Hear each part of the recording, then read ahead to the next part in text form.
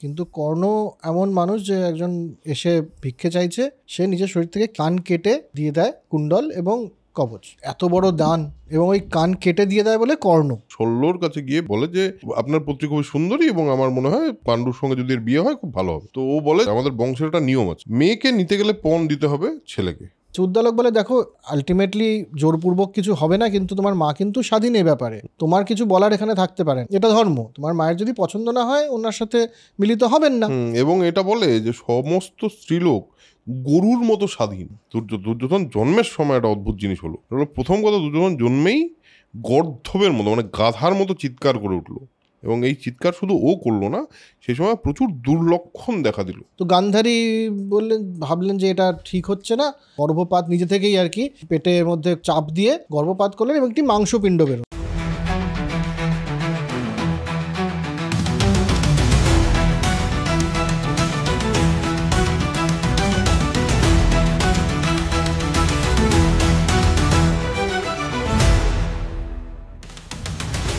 Hello man, welcome to soul connection epic.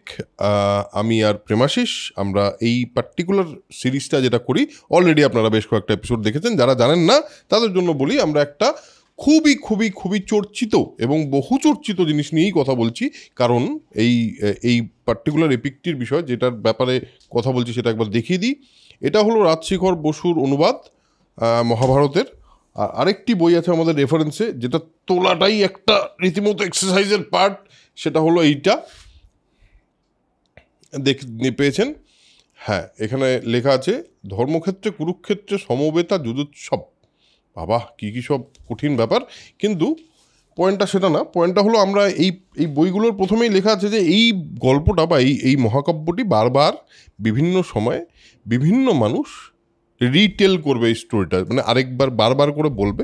তো আমরাও তাদের সেই রিটেলিংয়ের একটা কন্ট্রিবিউশন হিসেবে আমি আর প্রেমাশিস মহাভারতটা আবার পড়ছি, খুবই মজা লাগছে, এবং আমরা গল্পের মতো করে মহাভারতটা আপনাদের কাছে নিয়ে আসার চেষ্টা করছি। আমরা লাস্ট এপিসোড অবধি বিদুরের জন্ম দিয়ে শেষ করেছিলাম, মানে ধৃতরাষ্ট্র, পাণ্ডু এবং বিদুর। এবার আমরা এখান থেকে শুরু করি। এর পরের পার্টে অ্যাকচুয়ালি আমরা তার আগে আমরা অনিমান্ডব্যের কথা বলেছি ইত্যাদি ইত্যাদি। এই পর্বটার নাম এই বই অনুযায়ী গান্ধারী, কুন্তী, মাদ্রী, কর্ণ, দুর্যোধনাদির জন্ম, মানে দুর্যোধন এবং ইত্যাদি ইত্যাদির বাকিদের জন্ম। এবার শুরুটা কোথা থেকে করি আমরা?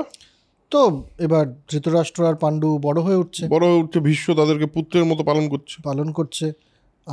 ধৃতরাষ্ট্র খুব শক্তিশালী হয়ে উঠছে এবং পাণ্ডু সাংঘাতিক বীর হয়ে উঠছে, ধনুর্ধর বীর হয়ে উঠছে, এবং বিদুরের জ্ঞান নিয়ে কোনো কথা হবে না, ধর্মপরায়ণ এবং সাংঘাতিক জ্ঞানী। এভাবে তারা বড় হয়ে উঠছেন এবং কুরু বংশ এবং হস্তিনাপুর ফুলে ফেপে উঠছে, ঐতিহ্যশালী হয়ে উঠছে। এবং বিদুরের ব্যাপারে একটা বলে দিই, বিদুর কিন্তু ধর্মেরই আরেকটা জন্ম, তো সে তো ধর্মপরায়ণ হবে, সেটা স্বাভাবিক। তো এই বড় হয়ে উঠতে উঠতে এবার বিয়ের বয়স হয়ে গেল, ছেলেরা বড় হয়েছে। ভীষ্ম এবার পাত্রী খুঁজছেন একদম পাণ্ডুর সাথে এবং ধৃতরাষ্ট্রের সাথে কাদের বিয়ে দেয়া যাবে। তো প্রথমেই ধৃতরাষ্ট্রের জন্য পাত্রী পাওয়া গেল গান্ধার, যেটাকে আজকের দিনে কান্দাহার বলা হয়। হ্যাঁ, গান্ধারের আফগানিস্তানের একটা জায়গা, তখনকার দিনে ভারত ভূখণ্ডের পার্ট। হ্যাঁ, গান্ধার রাজ সুবল, তার মেয়ে গান্ধারী, অপূর্ব সুন্দরী এবং প্রচণ্ড তেজময় মহিলা, এইটাই জানা যায়। এবং সে নাকি একটা বর পেয়েছেন, তিনি 100 সন্তানের জন্ম দেবেন, পুত্র সন্তানের জননী। একদম। তো এরকম একটা কুরুবংশকে যদি আগে নিয়ে যেতে হয় তাহলে তো এমনি একটি পাত্রীকে হাতছাড়া করা যায় না। তো ভীষ্ম গেলেন এবং গান্ধারীর সাথে বিয়ের প্রস্তাব রাখলেন। প্রথমে কিন্তু সুবল রাজি হয়নি, রাজা সুবল রাজি হয়নি যে অন্ধ হোক, সে কুরুবংশের জ্যেষ্ঠ পুত্র, কিন্তু আদতে তো অন্ধ, তার সাথে কি বিয়ে দেওয়া যায়? কিন্তু গান্ধারী কিন্তু ততদিনে মন দিয়ে ফেলেছেন এবং উনি চোখে মানে চোখ বেঁধে ফেললেন নিজের কাপড় দিয়ে, যে যেহেতু আমার স্বামী কোনোদিনও চোখে দেখবে না, কাজেই আমিও কোনোদিনও চোখে দেখবো না বলে তিনি ডিসাইড করলেন এবং বস্ত্রখণ্ড ভাঁজ করে চোখের উপর বেঁধে নিলেন এবং বিয়ে হয়ে এলেন। এবং তার সাথে সাথে এলেন ধৃতরাষ্ট্রের শ্যালক শকুনি, খুব ইম্পর্টেন্ট লোক, খুব ইম্পর্টেন্ট লোক। তো এই তো ধৃতরাষ্ট্রের বিয়ে হয়ে গেল। ধৃতরাষ্ট্রের বিয়ে হয়ে গেল। আচ্ছা, এদিকে আরেকজনের কথা বলতে হবে, সে হলো পৃথা। পৃথা ছিলেন কৃষ্ণের পিসি। বাসুদেবের পিতা যদুশ্রেষ্ঠ বলা হয় তাকে সুর। বাসুদেবকে, বাসুদেব যে বাঁচিয়েছিল কৃষ্ণকে এবং কৃষ্ণের পিতা, হ্যাঁ সেইভাবে না, কৃষ্ণের পিতা, বায়োলজিক্যাল ফাদার। হ্যাঁ, বাসুদেবের পিতা হলো যদুশ্রেষ্ঠ, সে তার নাম সুর, তার কন্যা হলো পৃথা। এবার পৃথা হলো কুন্তী, কুন্তীর আরেক নাম পৃথা, এবং পৃথাই কিন্তু কৃষ্ণের পিসি। বারবার যখন কৃষ্ণের যে পাণ্ডবদের সঙ্গে কানেকশন, তার কিন্তু একটা বড় কারণ হলো এই পৃথার সঙ্গে ওর মানে একটা আত্মীয়তা। এবার সুর তার পিসির ছেলে, সে নিঃসন্তান ছিল, তার সন্তান হচ্ছে না, তার নাম কুন্তী ভোজ। তাকে বলে যে তুমি আমার মেয়েকে লালন পালন করো এবং পালক পিতা হিসেবে তুমি নিজেকে ওকে বড় করো। পালক পিতার নামে পৃথার নাম হয় কুন্তী। কুন্তী বড় হচ্ছে, তো এক সময় দুর্বাসা মুনির নাম আমরা সবাই জানি। দুর্বাসা মুনি রেগে গেলেই সাপ দিত, কিন্তু শুধু সাপ তিনি দিতেন না, তিনি আশীর্বাদও দিতেন। এখানে আমরা জানি, অনেকেই এই গল্পটা জানেন, সিম্পল গল্প, খুবই সোজা। দুর্বাসা মুনি এলেন, দুর্বাসা মুনিকে মানে কুন্তী যথেষ্ট সেবা শুশ্রূষা করলেন। করার পর দুর্বাসা বলল, তোমার তো আমি দারুণ প্রীত হয়েছি, তোমার ব্যবহার এবং তোমার যে ওভারঅল তোমার যে কি বলবো সেবা করার যে প্রবণতা, সেটা দেখে আমি খুব খুশি হচ্ছি, এবং আমি তোমাকে একটা মন্ত্র দিচ্ছি। এই মন্ত্রতে কি হবে? এই মন্ত্রতে তুমি যে কোনো সময় যে কোনো দেবতাকে আহ্বান করলেই তারা আসবে এবং তাদের ঔরসে তুমি পুত্র সন্তান বা সন্তানের জন্ম দিতে পারো। এবার বর পেয়ে কুন্তী তখন ইয়াং, তখন ওর অ্যাকচুয়ালি একটা এক্সাইটমেন্ট যে দুর্বাসা মুনির কাছ থেকে বর পাওয়া গেছে, জেনারেলি সবাইকে শাপই দেয়। তো সে এক্সাইটেড হয়ে বলল যে সূর্যদেবকে ওই মন্ত্রটা পড়ে সূর্যদেবকে স্মরণ করলো।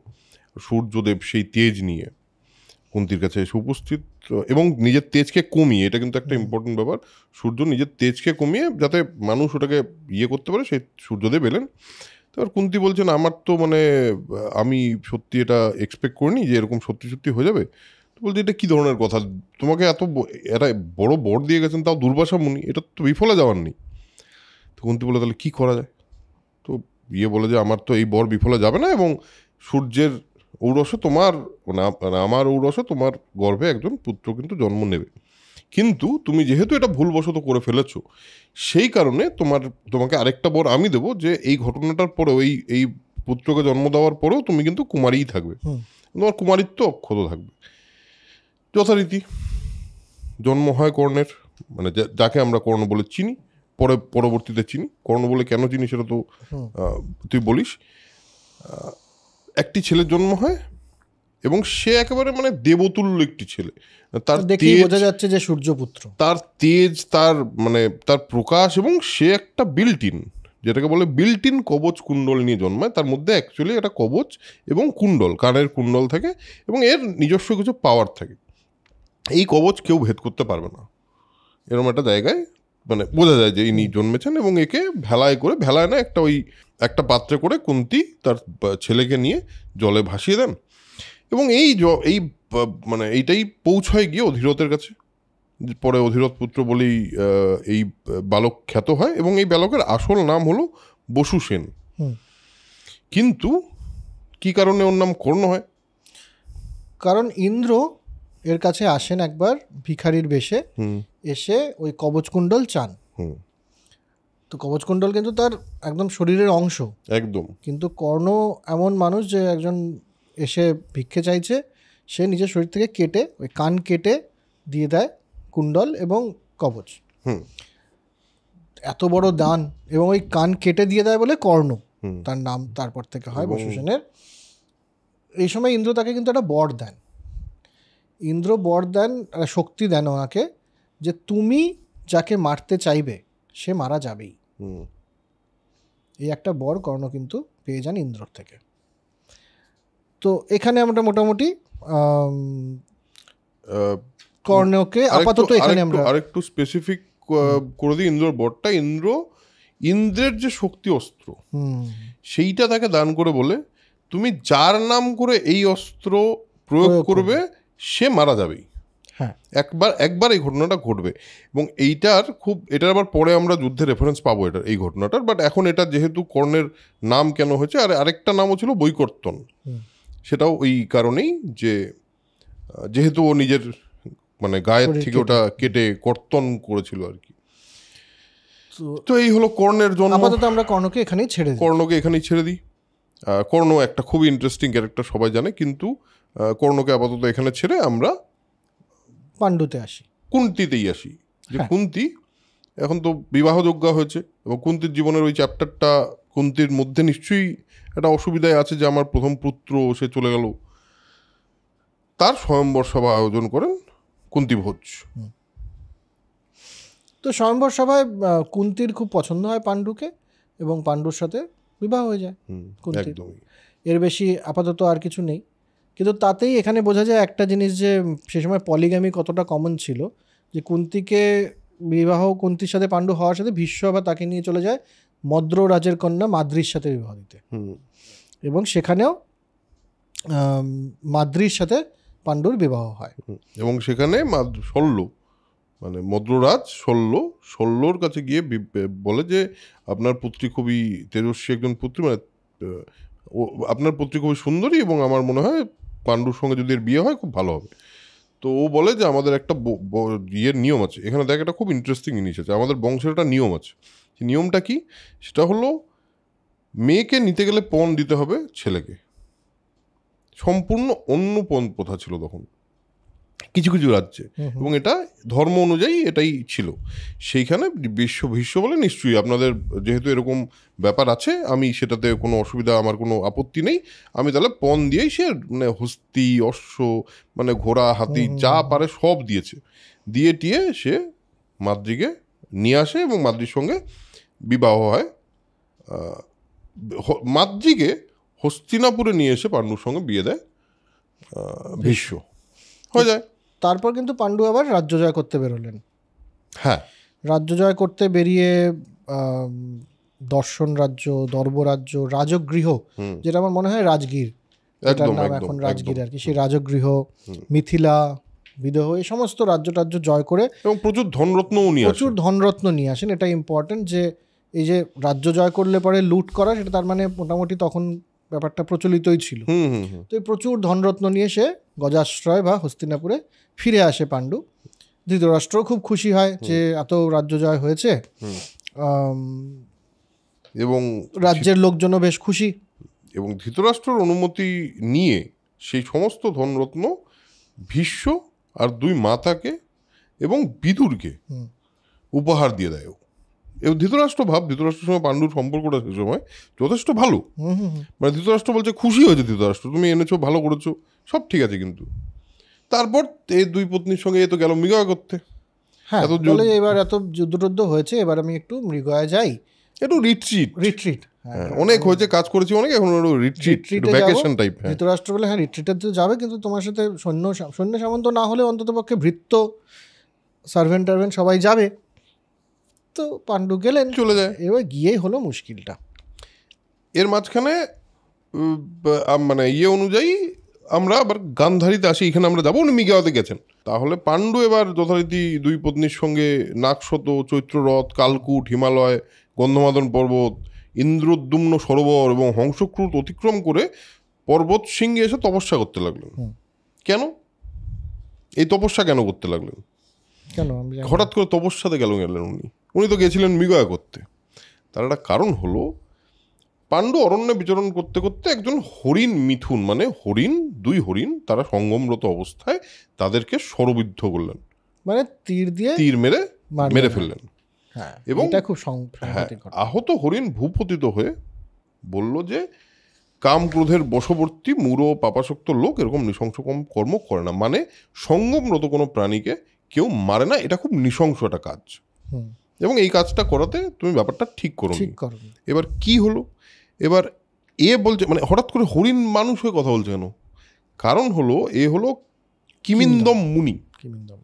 কিমিন্দম মুনি পুত্র কামনায়, ওর একটা এরকম ছিল, পুত্র কামনায় তোমাকে মৃগ হয়ে সঙ্গম করতে হবে। কি সব বর্ধিত কি সব সিস্টেম ছিল আমি জানি না, হঠাৎ হরিণ হয়ে কেন সঙ্গম করছে জানি না, কিন্তু করছিল। সেই কারণে এইবার মারা যাওয়ার আগে কি করলো, ওইখানে আমরা এতদিনের এপিসোডে কি দেখেছি, সাপ এবং বর, এটা হলো মাস্ট। এখানে অবভিয়াসলি খারাপ কাজ, সঙ্গে সঙ্গে সাপ, যে তোমার জীবনে সঙ্গম হবে না, তুমি সঙ্গম করতে গেলে মারা যাবে। সঙ্গম করতে গেলে তুমি মারা যাবে, এই একটা সমস্যা তৈরি হলো এবং এটার থেকে পাণ্ডু নিজে ভেঙে পড়লো। এই যে বললাম তপস্যা করতে গেল ও গেল এই কারণেই, একেবারেই ভেঙে পড়ে এবং উনি বললে আমি সব ছেড়ে দেবো, সব ছেড়ে আমি একেবারে বানপ্রস্থ এখনই নিয়ে নিচ্ছি, হ্যাঁ, সব ছেড়ে আমার শরীর ধীরে ধীরে ক্ষয় হয়ে যাক একদম, এবং আমি মৃত্যুবরণ করে নেব, আমি কারো মানে ভিক্ষে করে খাবো। সমস্ত ভৃত্যদেরকে পাঠিয়ে দেওয়া হলো, সমস্ত অলংকার দান টান করে দিল ব্রাহ্মণটার মধ্যে, এবং নিঃস্ব হয়ে নিজের তপস্বী জীবন কাটালো। হ্যাঁ, অরণ্যবাসী হয়েছেন বলে দাও সবাইকে বলে দাও যে পাণ্ডু অরণ্যবাসী হয়ে গেছে। এবার যথারীতি ও গেল সব জায়গায় ওই তপস্যা করতে, বহু ঋষির সঙ্গে এই যে তপস্যার কথা বললাম, তপস্যা করতে গেলেন ওনারা, তপস্যা করে যাচ্ছেন, সঙ্গে 2 পত্নীকে নিয়ে গেছেন। প্রথমে মানে অবভিয়াসলি সেই ধর্মপত্নী, তাদেরকে নিয়ে যেতেই হবে, তো ধর্মপত্নীদের নিয়ে গেছেন এবং সেখানে অনেক ঋষির সঙ্গে সখ্য হলো এবং একজন বলল ব্রহ্মলোকে আজকে একটা মহাসভা আছে, সেখানে আমরা সবাই যাচ্ছি। পাণ্ডু বলল আমিও যাই, বললো যে সেই দুর্গম দেশে তো তুমি যেতে পারবে না। পাণ্ডু বলল আচ্ছা আমি নিঃসন্তান, সেজন্য আমার স্বর্গে যাওয়া হবে না। আচ্ছা, কিন্তু যাই হোক, মানে কিছু করার নেই, তো এবার তো সন্তান লাভ করতে হবে পাণ্ডুকে, সন্তান লাভ করতে হবে, এবং বললো যে সন্তান লাভ করতে কিভাবে হবে আপনারা একটু উপায় বলুন। ও বলল দিব্যচক্ষে কিন্তু আমরা দেখতে পাচ্ছি, ঋষিরা বলল দিব্যচক্ষে কিন্তু আমরা দেখতে পাচ্ছি যে তোমার পত্নীর সন্তান হবে এবং সে দেবতুল্য সন্তান হবে। তো এবার পাণ্ডু কুন্তিকে বললেন যে তুমি দেখো সেই সময়কার নিয়ম অনুযায়ী 6ভাবে মানে 6 রকম সন্তানকে আমার সন্তান বলে মানা হবে। এক হচ্ছে আমার নিজের ঔরসজাত যদি হয় আমার পত্নীর থেকে, সে সন্তান আমার নিজের। যদি আমাকে কেউ সন্তান গিফট করে, যেমন কুন্তিভোজকে যেমন পালক পিতা, তাহলে আমি তার বাবা। একদম। আমার মানে কোনো মানুষের বিধবা স্ত্রী, তার থেকে যদি সন্তান জন্ম হয় তাহলে তার পিতাও তার স্বামী, এর আগেও বলেছিলাম এই ব্যাপারে, স্বামীকে একদম। বিয়ের আগে যদি আমার পত্নীর কোনো সন্তান থাকে, সেও আমার সন্তান। এবং তার সাথে সাথে যদি অন্য কারো ঔরসজাত সন্তান হয় বিয়ে থাকা অবস্থাতেও, তাকেও পিতার পরিচয় কিন্তু তারও আমার মানে যে স্বামী আর কি, তার পরিচয় পিতার। একদমই তাই। তো কাজেই, এবং তুমি জানো কুন্তিকে বলে, তুমি জানো আমাদের ধৃতরা জন্ম আর কি কিভাবে হয়েছে, যে আমাদের তো বিচিত্রবীর্য বাবা ছিলেন কিন্তু উনি তো মারা যান। তো আমাদের জানো যে আমাদের জন্ম কিভাবে হয়েছে, যে আমাদের তো বাবা বিচিত্রবীর্য মারা যান, কিন্তু দৈপায়ন ঋষি এসে আমাদের মায়ের সাথে মিলন করেন এবং তার ফলে আমাদের জন্ম। তো আমি তো সঙ্গম করলে মরে যাব, কাজে তুমি কেন তুমি অন্য পুরুষের সাথে, ধরো কোনো ব্রাহ্মণের সাথে সঙ্গম করে সন্তানের জন্ম দাও, কারণ সন্তান যদি আমার না হয় সেও আমার সন্তান বলেই পরিচয় পাবে। তা না হলে কিন্তু আমার পুণ্যটা সম্পূর্ণ কমপ্লিট হচ্ছে না আর কি বেসিক্যালি। তো এতে একটু কুন্তির ব্যাপারটা পছন্দ হয় না। প্রথমে কুন্তি একটু ফেথফুল এবং যেহেতু ভালোবেসে স্বয়ম্বর সভায় পাণ্ডুকে বিয়ে করেছিলেন, কুন্তির ওদের মানতে পারছেন না বেশি। এবং উনি বলেন যে একটা উপায় আছে, আমি একটা গল্প শুনেছি, হলো বুসিদাস্য বলে একজন মুনি ছিলেন, এই একজন রাজা ছিলেন। তিনি রোগে প্রাণত্যাগ করার পর তার স্ত্রী ভদ্রা তার থেকে সন্তান লাভ করে। তো বলছে যে তাহলে এইটা একটা অপশন হতে পারে, যে যদি সত্যি এরকম হয়ে যায় তাও আমি মৃত তোমার থেকেও একটা মানে লাভ করতে পারি। মানে এটা কেমন ব্যাপারটা একটু কিন্তু অদ্ভুত, কিন্তু আমার মনে হয় যে ওই সিমেন্ট প্রিজার্ভ করার কোনো একটা কনসেপ্ট হয় কি বেসিক্যালি। আরেকটা ব্যাপার আছে সেখানে, এটা বলেছিল যে তোমার তেজে, মানে তোমার যে ইন্টারনাল তেজ, সেই তেজ দিয়েও তুমি আমার মধ্যে সন্তান দিতে পারো। কেন ওই বুসিদাস্য কিন্তু মারা যাওয়ার পর, বুসিদাস্যই তো, হ্যাঁ, বুসিদাস্য কিন্তু মারা যাওয়ার পরেও তার সন্তানের পেট মানে সন্তান তার পত্নীর গর্ভে সন্তান উৎপাদন করতে সক্ষম হয়েছিলেন। পাণ্ডু বলে বুসিদাস্য বিরাট পাওয়ারফুল লোক ছিল, বিরাট পাওয়ারফুল। আমারও তো ক্ষমতা নেই, তো আমি যেটা বলছি সেটা তুমি ভালো করে শোনো, যে আমাদের কিন্তু পুরনো ইতিহাস বলে, এবং আই কোট, আমি প্রাচীন ধর্মতত্ত্ব বলছি শোনো, পুরাকালে নারীরা স্বাধীন ছিল, তারা স্বামীকে ছেড়ে অন্য পুরুষের সঙ্গে বিচরণ করত, তাতে দোষ হতো না, কারণ প্রাচীন ধর্ম এই প্রকারই। এবং উত্তর দিকে মানে উত্তর কুরু দেশের বাসীরা এখনও এই ধর্মই মানে। এবং নট অনলি দ্যাট, আমাদের এখানেও আমরা দেখেছি যখন ভীষ্মর সঙ্গে সত্যবতীর কথা হয়, ভীষ্ম দীর্ঘতমার কথা বলেছিল। তো এই এতটুকু তো বোঝা যাচ্ছে ওমেন এম্পাওয়ারমেন্ট নিয়ে ওখানে কোনো সমস্যা ছিল না। না, তো পাণ্ডু তো পরিষ্কারই তাকে বলেন যে শুধুমাত্র সন্তান উৎপাদনের সময় স্ত্রী যে তার স্বামীর সাথে সঙ্গম করবে এটাই ধর্ম, একদম। তাছাড়া স্বামীর কিন্তু অন্য সময় স্ত্রী কার সাথে কি করছে এই ব্যাপারে কিন্তু নারী সম্পূর্ণভাবে স্বাধীন, একদম, এটাই ধর্ম, একদম। এবং এই যে ফিডেলিটি বা ফেথফুল থাকতে হবে, এটার একটা গল্প পাণ্ডু তখন বলে, উদ্দালক আর শ্বেতকেতু। উদ্দালক আর শ্বেতকেতু। উদ্দালকের কথা আমরা শুনেছিলাম প্রথম দিকের এপিসোডে, যে উদ্দালক যার নাম হয়েছিল, যে ছিল আরুণী। হ্যাঁ, আরুণী। তো সেই উদ্দালকের ছেলে শ্বেতকেতু, উদ্দালকের স্ত্রী আছেন, এবং সেই সময় এক ব্রাহ্মণ এসে উদ্দালকের স্ত্রীকে নিয়ে যেতে যান, বলপূর্বক নিয়ে যেতেন। এটা শ্বেতকেতুর একেবারে পছন্দ হয় না, তার মাকে নিয়ে যাচ্ছে। উদ্দালক বলে, দেখো আলটিমেটলি জোরপূর্বক কিছু হবে না, কিন্তু তোমার মা কিন্তু স্বাধীন এ ব্যাপারে, তোমার কিছু বলার এখানে থাকতে পারে না, এটা ধর্ম, তোমার মায়ের যদি পছন্দ না হয় ওনার সাথে মিলিত হবেন না। এবং এটা বলে যে সমস্ত স্ত্রীলোক গরুর মতো স্বাধীন, মানে গরু যেরকম ছেড়ে দিলে তারা নিজেরা যেভাবে খুশি বিচরণ করতে পারে, ঠিক সেরকম স্বাধীন।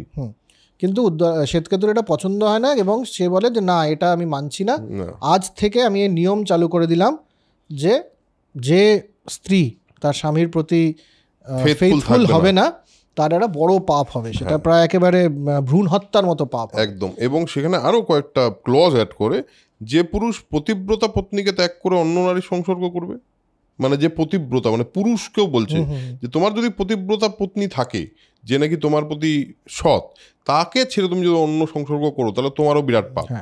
আচ্ছা, যে নারী পতির আজ্ঞা পেয়েও ক্ষেত্রজ পুত্র মানে নিয়োগ প্রথার অ্যাকসেপ্ট করবে না, তারও ভ্রূণ হত্যার মতো পাপ হবে। তো এই কথা শোনার পর, শ্বেতকেতুর এই ব্যাপারটা শোনার পর কুন্তিকে বললো পাণ্ডু যে এই শ্বেতকেতু কিন্তু এরকম ব্যাপার বলেছে, তো আমি যখন তোমার কাছ থেকে বলছি যে এরকম তুমি ক্ষেত্রজ পুত্র লাভ করো, তাহলে তুমি সেটা করো না, ডিনাই করো না। কুন্তি যথারীতি পাণ্ডুকে বলে যে আমার কিন্তু দুর্বাসার একটা বর, দুর্বাসা মুনির একটা বর আছে, যে বরটাতে আমি যে কোনো দেবতাকে ডাকতে পারি এবং ডেকে তার ঔরসে পুত্র লাভ করতে পারি। তো পাণ্ডু অবভিয়াসলি বলবে, আরে এইটা তুমি আগে বলবো না আমাকে? নাথিং লাইক ইট, মানে এটা তো বেস্ট। আর তার মধ্যে কি দেবতা আসছে ওখানে, হ্যাঁ, আমার থেকে অনেক বড় ব্যাপার। হ্যাঁ, এবং মানে এইটা হলে আমার পুত্র লাভ হবে, আমার বংশ আগে যাবে, তো এটা তো বড় ব্যাপার। আর অলরেডি ও জানে যে ধৃতরাষ্ট্রের 100 পুত্রের বর আছে, এবং গান্ধারীও তখন প্রেগনেন্ট, এটাও জানা যাচ্ছে। হ্যাঁ হয়েছে না, যুধিষ্ঠিরটা দেখেই তো গান্ধারী, ও আচ্ছা, তো হ্যাঁ, না তখন অলরেডি প্রেগনেন্ট হয়ে গেছে গান্ধারী তখন অনেক দিন হয়ে গেল ব্যাপারটা।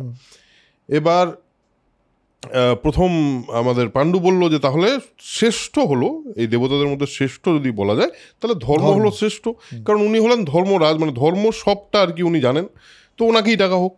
তো উনি যথারীতি কুন্তি ডাকলেন, এবং পর্বত শৃঙ্গে ওনাদের মিলন হলো।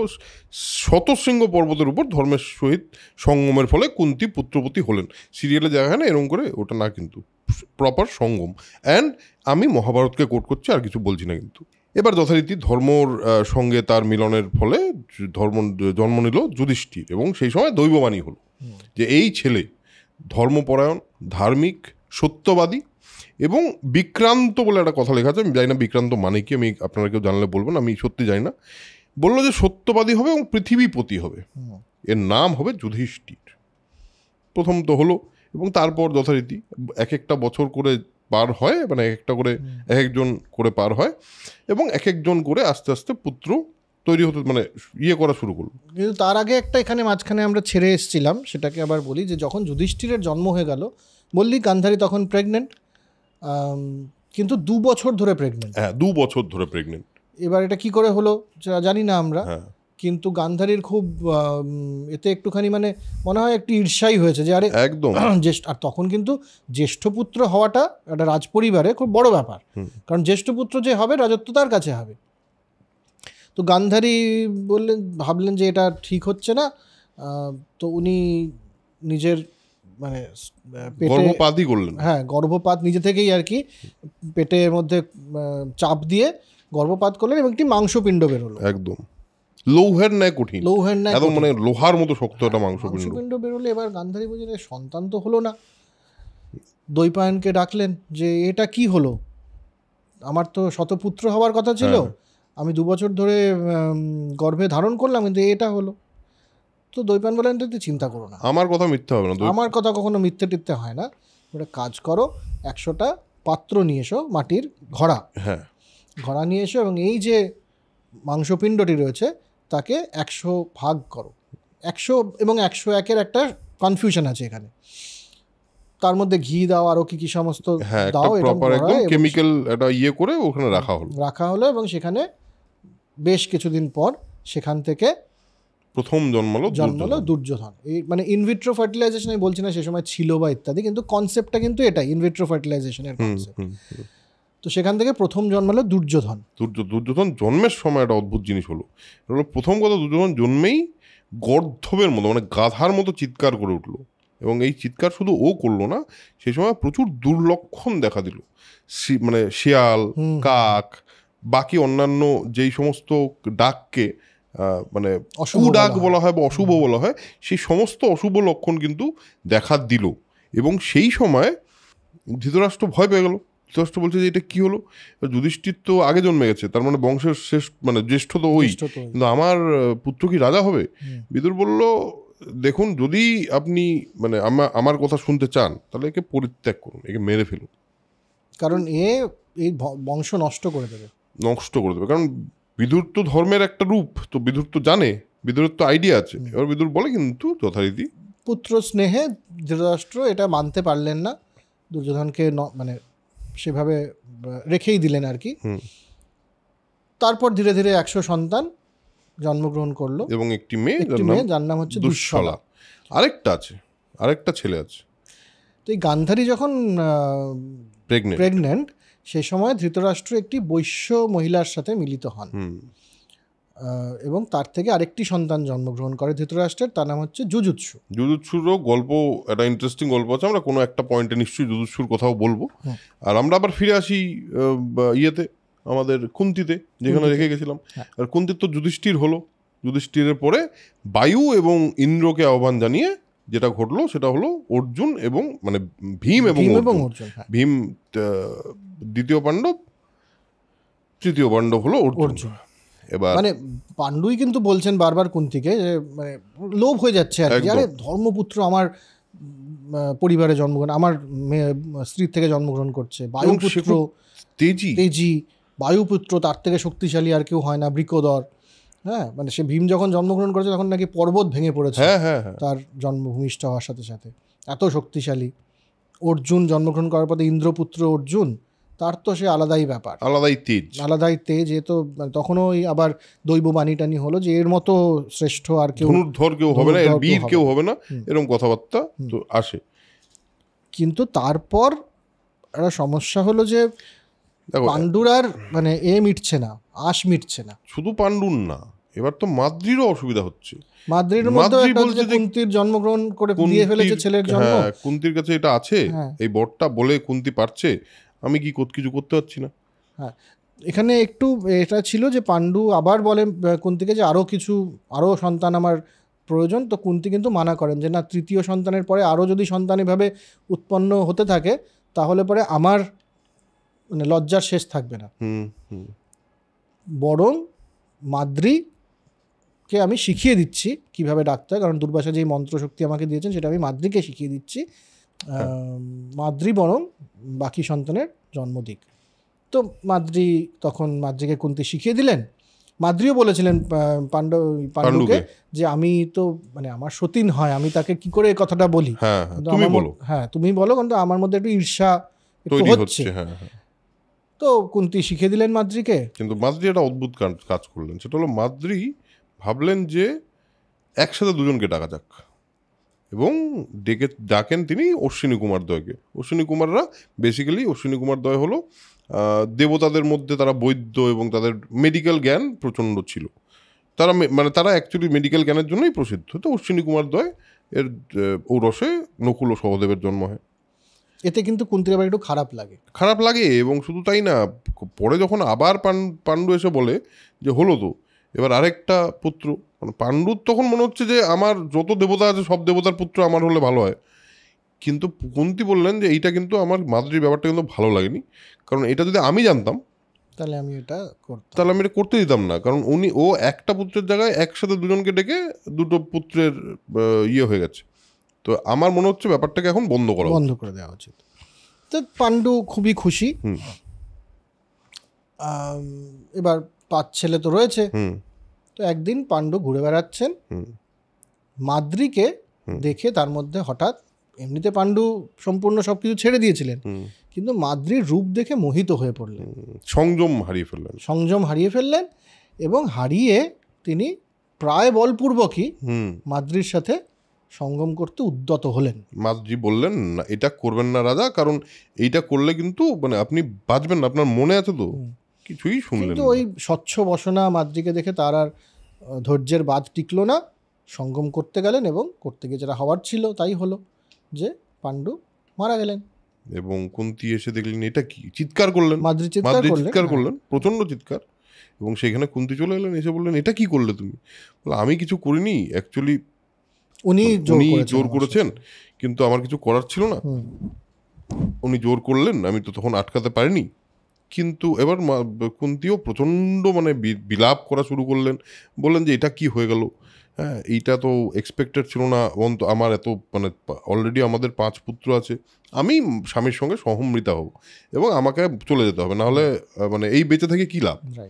মাদ্রি বললেন যে দুটো ব্যাপার আছে, একটা হলো এই ঘটনাটা আমার জন্য ঘটেছে, আমি তার জন্য দায়ী, এবং দ্বিতীয় কথা হলো আমাদের যে সঙ্গম সেটা পরিপূর্ণ হয়নি, কমপ্লিট হয়নি, সুতরাং আমারই সহমৃতা হওয়ার কথা। আর আপনার যে 3 ছেলে তাদেরকে সামলানো আমার পক্ষে সম্ভব না, বরঞ্চ আপনি আমার 2 ছেলেকে সামলে নিতে পারেন। আপনার তো মানে তুমি একজন সেই অর্থে বিদুষী নারী, আমি অত বিদুষী না, তো আমি সহমৃতা হচ্ছি, আমাদের একসাথে জড়িয়ে ধরা অবস্থাতেই একসাথে তুমি অগ্নিদগ্ধ করে দাও। কুন্তি দেখলেন ঠিক আছে, তাহলে অপশান নেই, আর তাই ফাইনালি ওদের দুজনকে মেরে ফেলা হলো, মানে একসাথে দুজন মিলে সহমৃতা হলেন আর কি। এবং মাদ্রিও চলে গেলেন এবং নকুল সহদেবের কে কুন্তি নিজের মতো করে আপন করে নিলেন। তো এই আমাদের পঞ্চপাণ্ডব এবং কৌরবদের জন্ম হয়ে গেল। জন্ম তো হয়ে গেল। তাহলে এইখানে আমার মনে হয় আজকের এপিসোড, এরপর তো এদের বড় হওয়া আছে, সেই বড় হওয়ার মধ্যে অনেক কিছু আছে, তার মধ্যে ভীমকে বিষ খাওয়ানো আছে, ভীমের নাগলোক দর্শন আছে, এগুলো আমরা নেক্সট এপিসোডে যাব। আজকের এপিসোড তাহলে এখানেই বিরাম দিই, কারণ বিরাম তো দিতে ইচ্ছা করে না, এত ইন্টারেস্টিং গল্প চলতেই থাকতে চায় বলে মনে হয়। বাট আজকের এপিসোড, প্রত্যেকটা এপিসোডে কিছু কিছু করেই গল্প এগোই। আজকের এপিসোডে এখানেই বিরাম নিই আমরা, তারপর আবার শুরু করবো নেক্সট এপিসোডে। দেখা হচ্ছে পরের এপিসোডে। ততক্ষণ যেটা বলি সেটা হলো কিপ ওয়াচিং সোল কানেকশন বৈঠক। আমাদের বৈঠকের এপিসোডগুলোও দেখবেন, এপিকের এপিসোডগুলো আপনারা দেখছেন, কেমন লাগছে সেটা অবশ্যই জানাবেন। আর আমি বারবার প্রত্যেকবারই একটা জিনিস বলছি, আমরা কিন্তু বিষয়টাকে গল্পের মতো করে অ্যাড্রেস করছি এবং যা লেখা আছে মহাভারতে সেটাকেই ব্যক্ত করার চেষ্টা করছি আমাদের নিজেদের মতো করে, যাতে এটা একটা আর্কাইভাল জিনিস তৈরি করা যায়। এবং আমরা কিন্তু কোনোভাবেই ধর্মের সঙ্গে মহাভারতকে মেলাচ্ছি না, এটা খুব পরিষ্কার করে বলে দিতে চাই। আজকের এপিসোডে এই অবধি আমরা ওদের জন্ম অবধি আসলাম, দেখা হবে পরের এপিসোডে। ততক্ষণের জন্য যেটা আমি বারবার বলি সেটা হলো spread knowledge, spread positivity, because knowledge is power and positivity is everything. Tata.